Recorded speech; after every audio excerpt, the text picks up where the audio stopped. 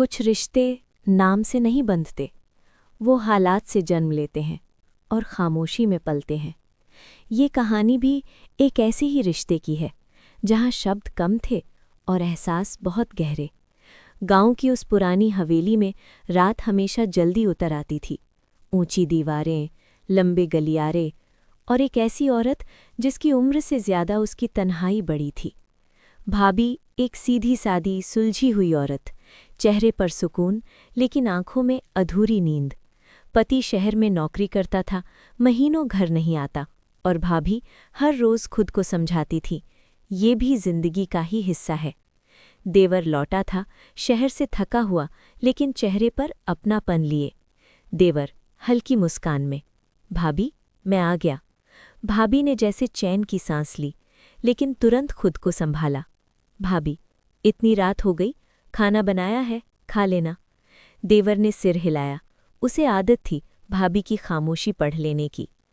रसोई में चूल्हे की आंच जल रही थी, खाने की खुशबू थी, लेकिन बातों की नहीं। देवर बीच बीच में भाभी को देख रहा था। वो कुछ कह देना चाहती थी, पर हर बार रुक जाती थी। देवर संकोच में, भाभी आप ठीक तो हो ना? भाभी कुछ पल चुप रहीं। भाभी धीमी आवाज में, ठीक होना और ठीक दिखना दो अलग बातें होती हैं देवर।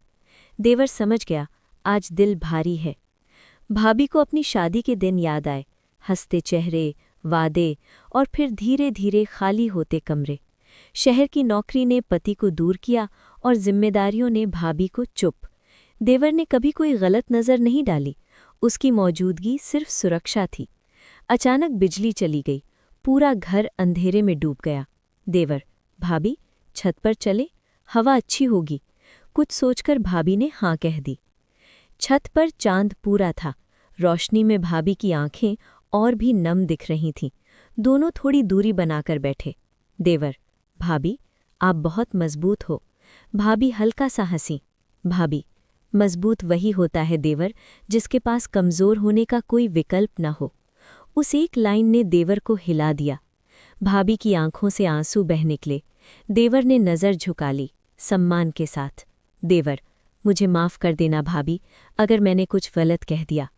भाभी ने सिर हिलाया, नहीं, आज पहली बार किसी ने मेरे दर्द को बिना सवाल किए समझा। कुछ पल बस हवा की आवाज़ थी। ठंडी हवा चली, भाभी कांप उठी। देवर ने पास पड़ी चादर आगे बढ़ा दी, बिना छुए। देवर, ठंड लग रही है। भाभी ने चादर ले ली। भाभी धीरे, कुछ लोग बिना छुए भी दिल तक पहुंच जाते हैं। सुबह मंदिर की घंटी और मस्जिद की आज़ान एक साथ गूंजी। रात के सारे अनकहे शब्द हवा में घुल चुके थे।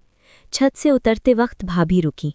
भाभी, धन्यवाद देवर, कल रात के लिए। देवर मुस्कुराया, भाभी आप अकेली नहीं हो।